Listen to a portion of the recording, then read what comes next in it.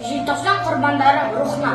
Желтоқсан естіліп ұзғарын, қозғайды өткеннің сыздарын, жылатып қазақтың жүрегін, жалмаған батырлы қыздарын. Қырандар көк аспан құштарың, әттең ай көбірек ұшпадың, қасқалдақ қаныңдай қаның бар, қанаты қырқылған құстарым. Тура жол сен тұтқан ұстарым, бекерге топырақты құшпадың, ел үшін жан алған жерің.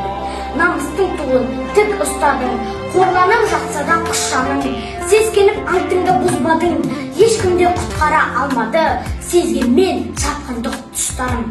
Сыздайды сан жүрек қыс сайын, сезініп желтоқсан ызғарым.